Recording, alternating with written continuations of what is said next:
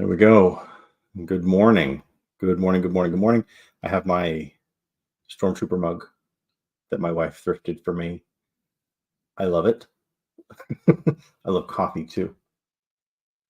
Mm.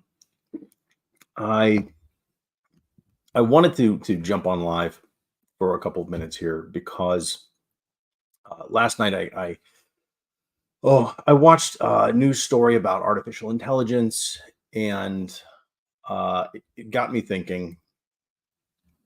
Right now, AI is pretty actively being consolidated by existing major IT firms. And the future of that is sort of like I don't know. Don't know what's going to happen with AI. There are folks who can speak about this and its potential with greater clarity than I can. And if you're listening, if you're hearing this stream, please reach out to me. I would really like to hear from you. But what I can speak clearly towards is our posture toward AI as a subject and as a possibility. Most of the rhetoric about artificial intelligence that I hear is hyper focused on the promise of AI,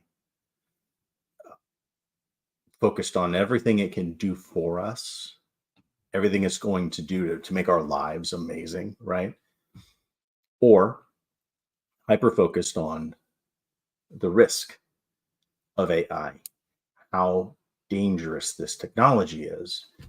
And we as organization designers and workers aren't obligated to know which hyper conclusion is right. And we're not obligated to pick camp. We're not obligated to have a strong opinion at all, really. But what we are obligated to do is to recognize that artificial intelligence is more than one thing. It's more than one thing. It has multiple future outcomes attached to it. Right now, we're at the top of the century, right? And 200 years ago, we were, just starting off with the Industrial Revolution, transitioning from, agrarian culture into factory culture, into workplace culture. And since then, we've been moving forward, constantly innovating against changes in our cultural norms, changes in workforce wants and requirements. It's easy, and it's easy for me to think of the workplace as this sort of oppressive space. And that's because the problems in the workforce are much easier to recognize and feel than the things that are good from the positions that I've held, right? Which is typically, although I have held team lead positions, I've worked with folks as a facilitator, and found a lot of enjoyment and fulfillment in that. I have still, for the most part, been far down the ladder in organizations. So the weight of that is much easier to feel than what in reality are a great number of advancements we've made over 200 years in management science and in our approach to work. And so as we move into the new century, into this next 100 years, and we sit at the top of this 100 years, and we have this new thing in artificial intelligence, this burgeoning technology that promises to quickly and dramatically alter our work and the way we live and the way we are employed. We should be thinking in long view terms. We should be thinking about the next 80 years, right? Um, do we ignore the current present? No. AI is going to move quickly. I know that. But by looking at end of the century outcomes, long view potentials, that's going to help us make short term decisions that are good, that are positive. So we start by recognizing that artificial intelligence has multiple possible outcomes towards the end of the century, where the identity of the workforce, the paradigm of what work is like across the planet and in the United States, where I'm focused, that experience is going to be drastically different depending on the outcomes that we discover, the things that artificial intelligence does for us or does to us.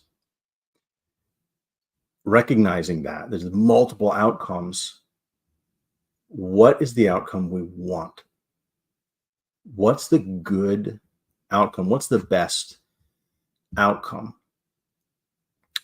I'm going to propose two paths. I know that I'm oversimplifying, but it's a thought experiment, and I think it's constructive. We have two roads ahead of us. One leads down a road where artificial intelligence is developed in such a way and implemented in such a way that it replaces work that for us is purposeful work. It replaces the activities that for us generate a sense of meaning out of work.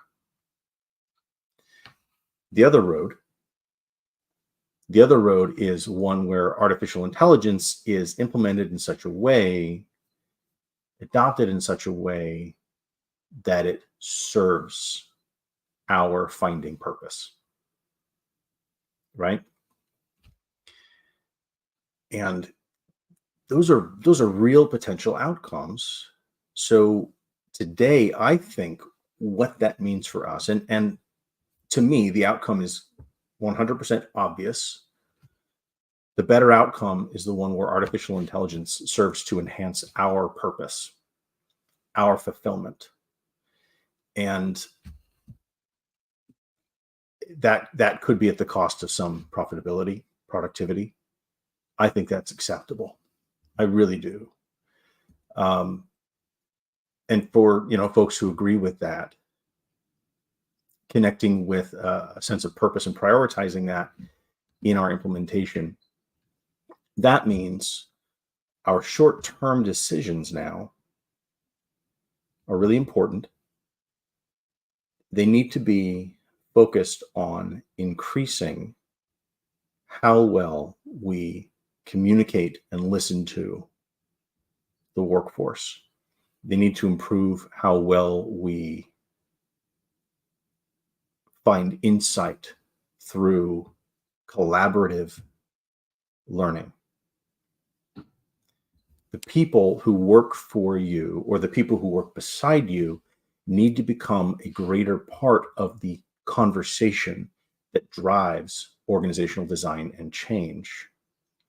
And the reason for that is because those folks are the ones who can communicate and articulate and discover what it is that drives purpose through work.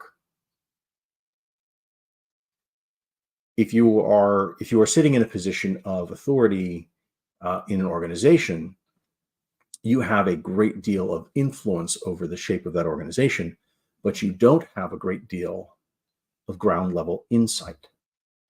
You need to access that. And if you're sitting at the bottom of an organization, you have access to, or you are more likely to have a great amount of insight about how work should be, but you have very little power. We need to bridge that. One approach to bridging that gap is through a concept called operations empathy.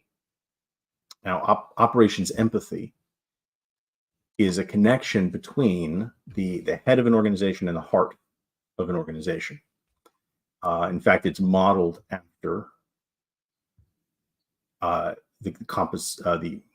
modeled after the concept of operations. Excuse me. It's modeled after what we understand about interpersonal empathy, right? Relationship between two people. There are mechanics to it.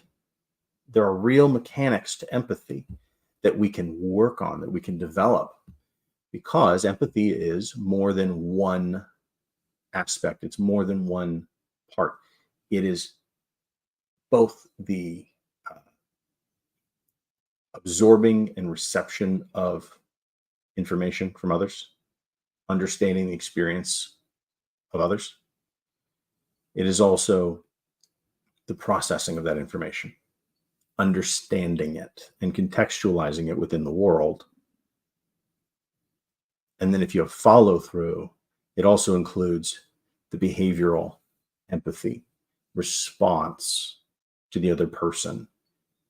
And that dynamic, that input, processing, output is something that can occur at an operations level.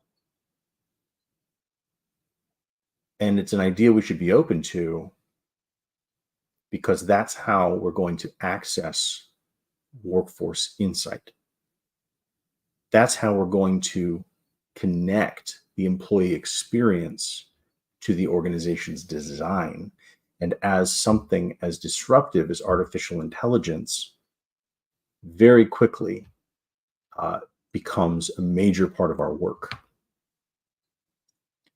The more in touch we are with the employee experience, the more connected they are to organizational design, the better we're going to reflect that change, the better we're going to steer adoption of artificial intelligence, so that by the end of this century, we have shifted our work culture not towards employees working for AI, but AI working for employees, right?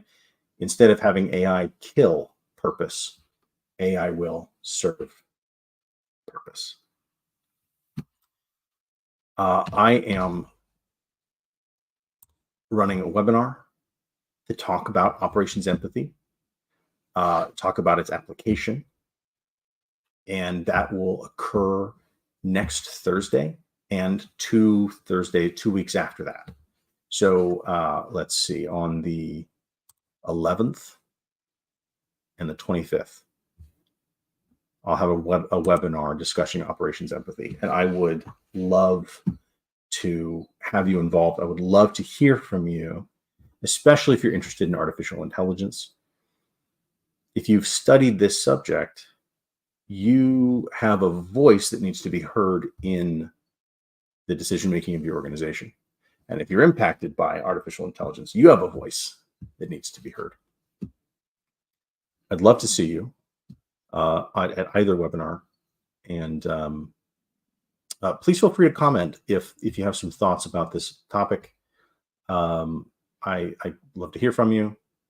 Until then, I'm going to continue drinking my coffee and enjoying my Wednesday. Thank you.